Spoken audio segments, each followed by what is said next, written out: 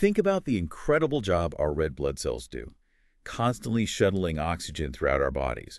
Normally, they're, remarkably flexible, slipping through the tiniest capillaries. Mm. They live for around 120 days. Yeah, quite resilient. But now, picture some of these vital cells becoming stiff and crescent-shaped, lasting only, 10 to 20 days. Exactly. A drastically shorter lifespan. That seemingly small change in shape, well, it has profound consequences for health. It really does. What's fascinating here is how such a tiny alteration right down at the molecular level can trigger this whole cascade of systemic effects. These rigid sickle-shaped cells. Right.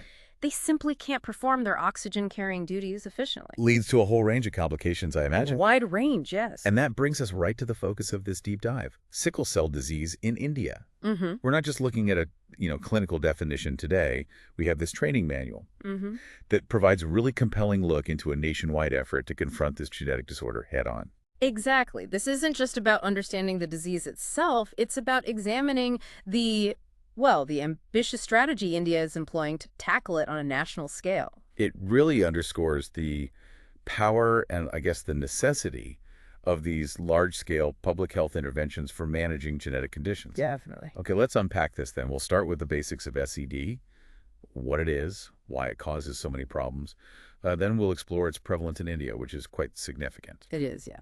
From there, we'll dig into the details of the National Sickle Cell Anemia Elimination Mission, the key strategies for screening and prevention, the approaches to holistic patient management, and the vital role that communities are playing. A lot to cover. Yeah. Our goal today is really to grasp the core aspects of SCD within the Indian context and, crucially, to understand the why behind this national mission. Okay, so fundamentally, sickle cell disease is a genetic disorder. It disrupts the normal function of hemoglobin. That's the crucial protein in our red blood cells that carries oxygen, right? Exactly that one, the oxygen carrier. And typically, hemoglobin, often called HbA, or adult hemoglobin, it has a very specific structure. 2 alpha globin subunits and 2 beta globin subunits, all working together perfectly. Precisely, like a well-oiled machine. However, in SCD, there's a change in the genetic instructions. A single point mutation, specifically in the gene responsible for the beta globin gene. Just one change. Just one change. But it leads to the production of an abnormal form of hemoglobin known as sickle hemoglobin, or HbS. Now, there's a really important distinction to make here, isn't there, between sickle cell trait, SCT, and sickle cell disease itself. What's the key difference? That's a crucial point, absolutely. Sickle cell trait occurs when a person inherits only one copy of the altered HbS gene, usually from one parent, and one normal hemoglobin gene, HbA, from the other. Okay. So these individuals are often described as heterozygous for the sickle cell gene, meaning they have 2 different versions of the gene, one normal and one faulty. So they carry the potential, but don't usually experience the illness themselves. Is that right? Generally, that's correct. People with SCT typically don't show the symptoms of SCD. They can lead normal lives. However, and this is key, they are carriers of the sickle cell gene and can pass it on to their children. Okay. Sickle cell disease, on the other hand, develops when a person inherits 2 copies of the HbS gene, one from each parent. In this case, they're homozygous for the sickle cell gene. They've inherited 2 copies of the faulty gene. Okay, so that's when the significant health issues really kick in.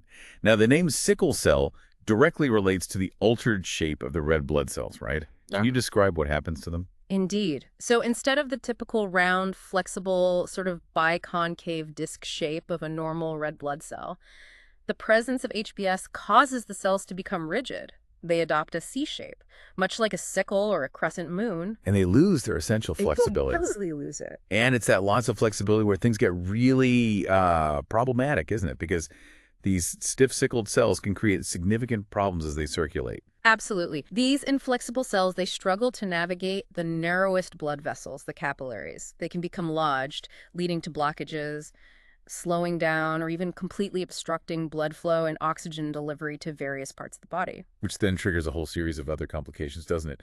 Anemia seems like one of the primary concerns. Yes, definitely. Remember the lifespan difference. Normal red blood cells last about 120 days. Right. But these sickled cells only survive for roughly 10 to 20 days.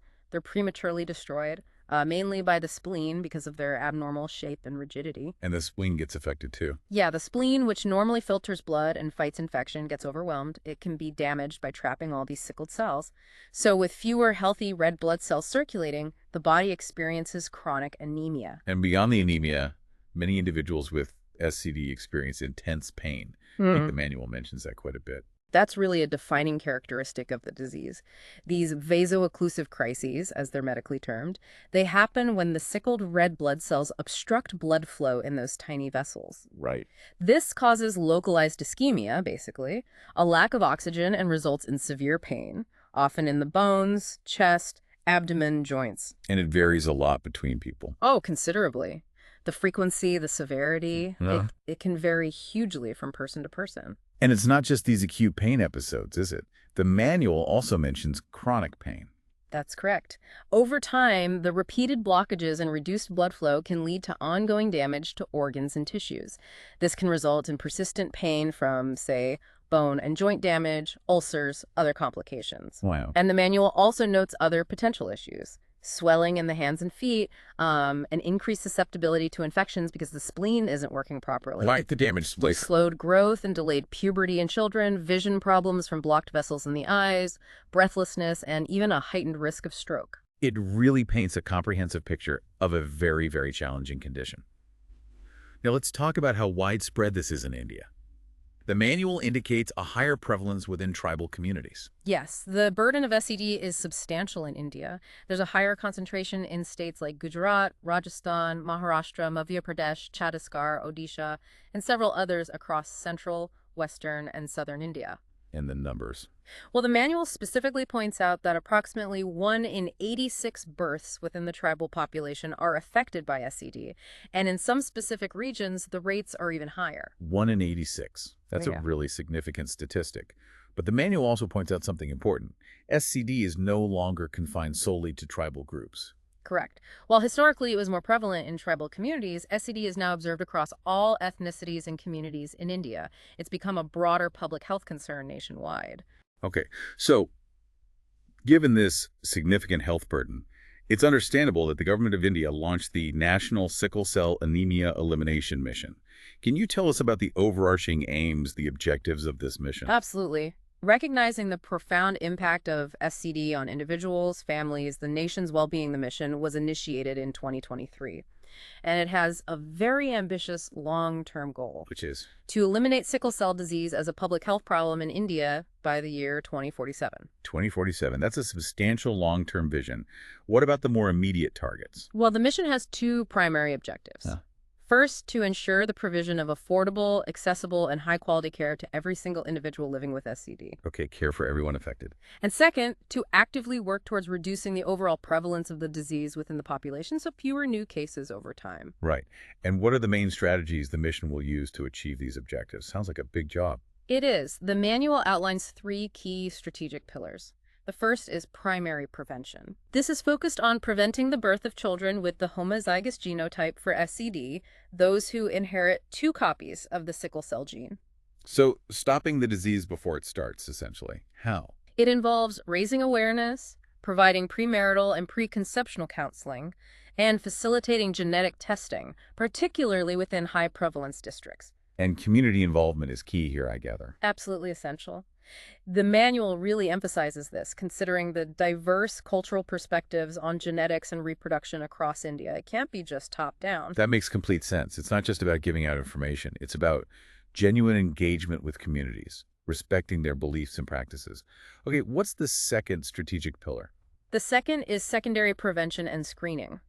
This focuses on early diagnosis through screening programs, identifying both individuals with sickle cell trait and those with sickle cell disease. So catching it early. Exactly. The aim is twofold: reduce the number of affected births through informed choices, and improve the quality of life for those who do have SCD through timely intervention and appropriate care. So identifying both carriers and those with the disease is critical for this pillar.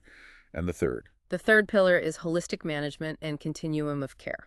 This is really broad.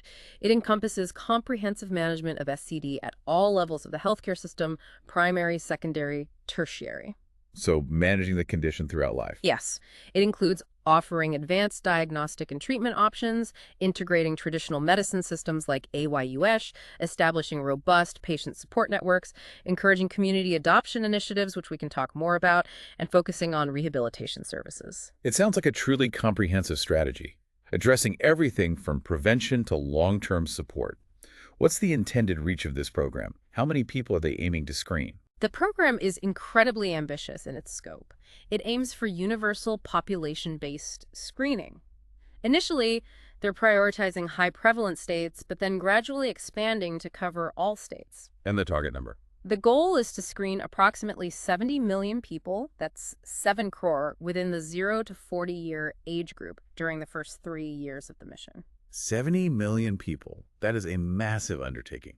And the manual mentions this effort is being integrated with existing national health programs. Yes, which is smart. To maximize efficiency and avoid duplicating efforts, the mission is being integrated with established programs under the National Health Mission, like the Rashtriya Bal Swasthya Karyakram, RBSK. That's the child health screening one. Exactly. And the Pradhan Mantri Surakshit Matricha Abhiyan, PMSMA, for maternal health. It'll also link closely with the National Program for Prevention and Control of Hemoglobinopathies. Makes sense to leverage what's already there. Okay, let's delve a bit deeper into the screening process itself. What types of tests are being used at these Ayushman Bharat Health and Wellness Centers, the ABHWCs? Well, the manual outlines 2 main approaches for screening at the ABHWC level, though the specific implementation might vary a bit between states. The first option is a one-step approach. Okay. This uses a point-of-care, or POC, test that's approved by the government of India.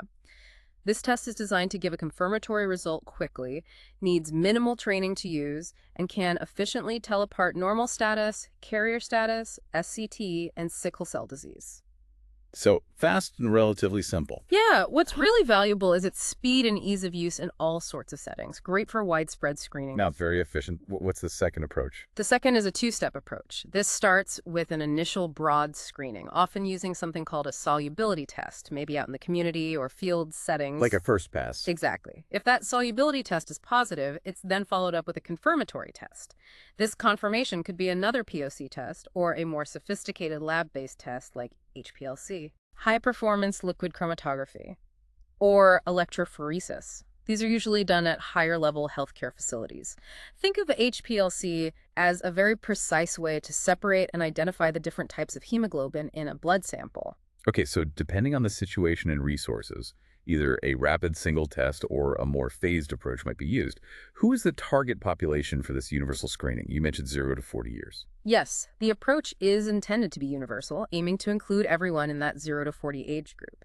But there are specific groups within that range getting priority. Such as? Newborns, starting from 6 months up to 10 years old, adolescents, individuals planning to get married, that's premarital screening, pregnant women for antenatal screening, and they're even offering prenatal diagnosis at tertiary care centers for pregnancies identified as high risk. And family members, too. Yes, the manual really emphasizes screening extended family members of individuals already diagnosed with SCD or SCT. It's called cascade screening. It's a very proactive strategy, focusing on people at key life stages.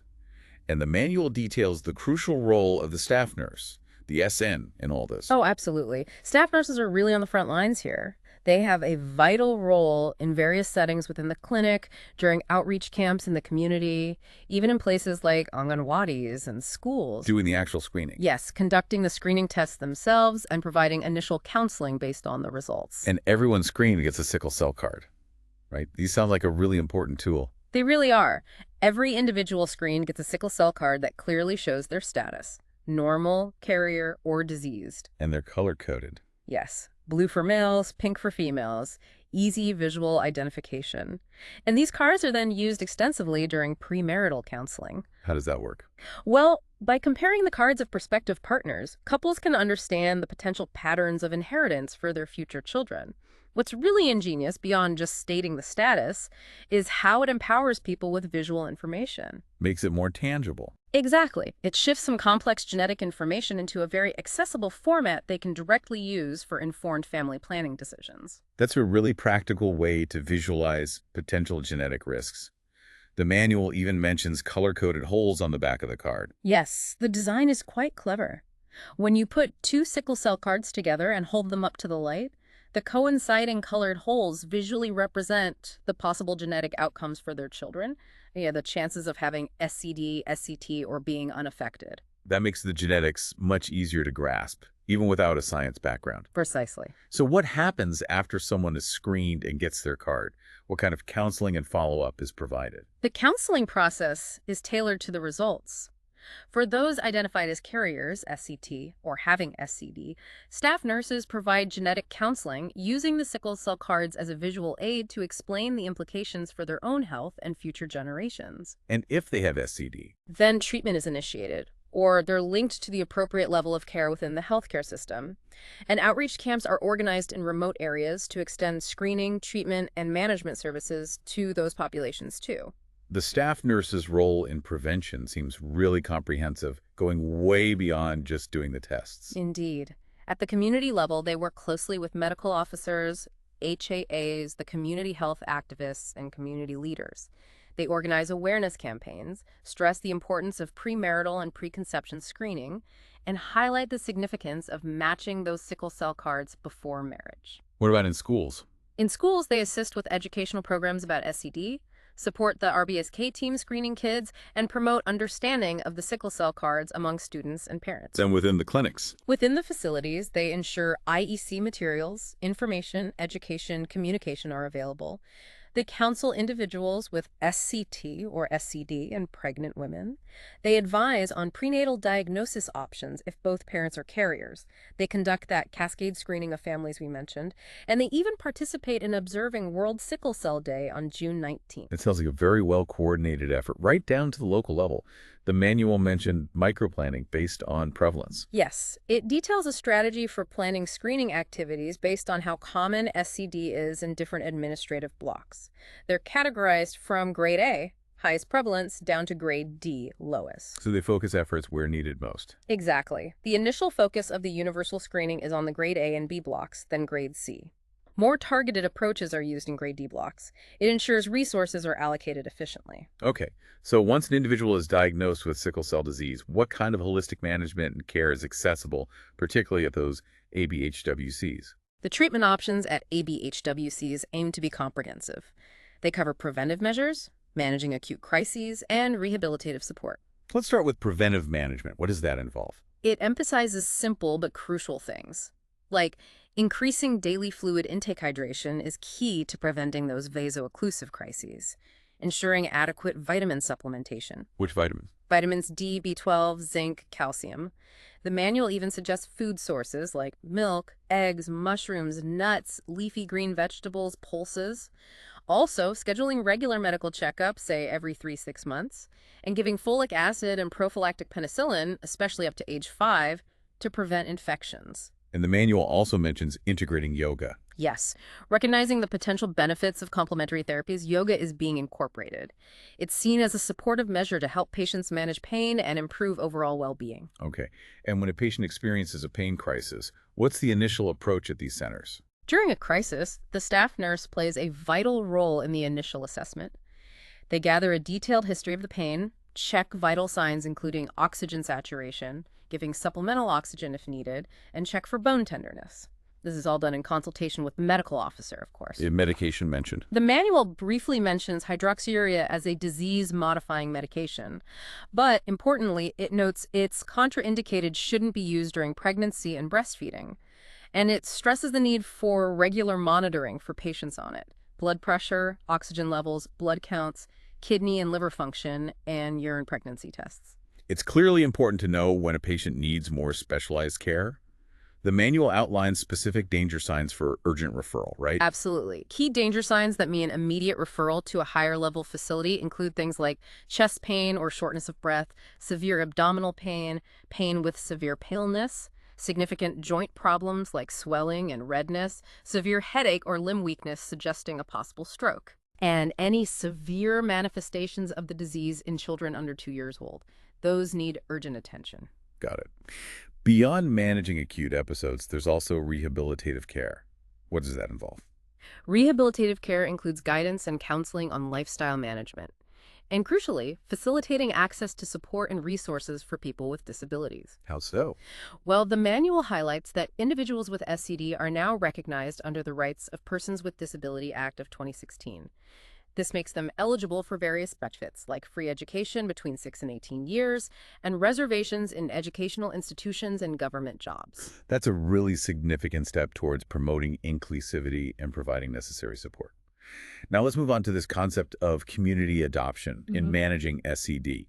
What does this initiative entail? Community adoption, yeah. It's quite an innovative initiative. It's designed to leverage support from individuals and organizations within the local community. The idea is to enhance treatment outcomes and provide comprehensive support for people living with SCD, extending beyond just the formal healthcare system. So tapping into community resources. Exactly. Engaging the collective resources and goodwill present within society. Of course, its long-term success will likely hinge on building real trust and genuine partnerships, not just expecting communities to passively participate. What are the anticipated benefits of fostering this kind of community involvement? They're potentially substantial. It's expected to lead to increased public awareness about SCD, improve the nutritional status of affected individuals through community support, and ultimately reduce the financial burden, the out-of-pocket expenses for families affected by the disease. What kinds of support can be offered through community adoption and at what levels? Support can be provided at two main levels, directly to individuals and their families. Like what? Things like nutritional assistance, counseling on lifestyle, and sticking to treatment, helping access necessary vaccinations, providing mobility aids for hospital visits, maybe even vocational support to boost economic independence. Okay, direct help. And the other level? The other level is broader geographic areas, blocks, wards, or entire districts. Here, community adoption might involve organizing outreach screening camps, running wider awareness campaigns, providing counseling to larger groups, supporting vaccination programs, or facilitating access to vocational and genetic counseling resources for the whole area. And how is this community adoption program actually being implemented? What's the operational plan? It involves several key steps. First, developing an integrated web portal and figuring out the process for getting informed consent from individuals with SCD to participate. This includes creating an ABHA ID-based electronic registry. So using technology. Yes. Healthcare workers will engage directly with patients about the support available and get their consent either written or electronically via OTP for new registrations. Second, there's a strong emphasis on getting the word out through mass media and collaborating across different government ministries. Spreading the word. Third is identifying potential donors, individuals or organizations willing to help through a self-registration web portal. The District Health Society then engages with these potential donors. Matching donors with needs. Essentially, yes. Finally, the actual delivery of support services is facilitated by the donors, working in close agreement and coordination with the district-level committee on SCD. This really sounds like a forward-thinking approach, harnessing community power for a major health challenge. Now, to ensure the mission works and to track progress, robust reporting and monitoring systems are absolutely essential, aren't they? Absolutely critical. The manual details the use of a dedicated sickle cell mobile application. It's developed by the National Informatics Center, NIC, and it's linked to individuals' ABHA IDs to collect and manage data on everyone screened. And who uses this app? Staff nurses are responsible for registering all screened individuals on this application, whether the screening happens in a clinic or during an outreach camp. What kind of information does this mobile app capture, and what are the regular reporting duties for staff? The app allows for comprehensive beneficiary registration and capturing detailed test results, whether from solubility tests, HPLC, electrophoresis, or POC tests. It works online and offline too. And it integrates seamlessly with the National ABHA ID system. And the reporting. On a monthly basis, staff nurses at the PHC, HWC, and UPHC, HWC levels have to report key performance indicators. Things like the total number screened, how many were diagnosed with SCT and SCD, how many diagnosed individuals got registered for care, how many started treatment, and the number of individuals currently under that community adoption scheme. They also need to ensure regular patient follow-up, provide referral support, and keep the data on the main SCD portal up to date. Anything else they track? Yes, they also play a crucial role in identifying and tracking eligible couples for genetic counseling and encouraging individuals with known SCD to register on the Sickle Cell Disease Support Corner. That's an initiative by the Ministry of Tribal Affairs. The manual also includes annexures. with detailed procedures for specific tests, like the solubility test and collecting dried blood spot samples. Can you briefly touch upon those? Certainly. Annexure A gives the detailed protocol for the solubility test.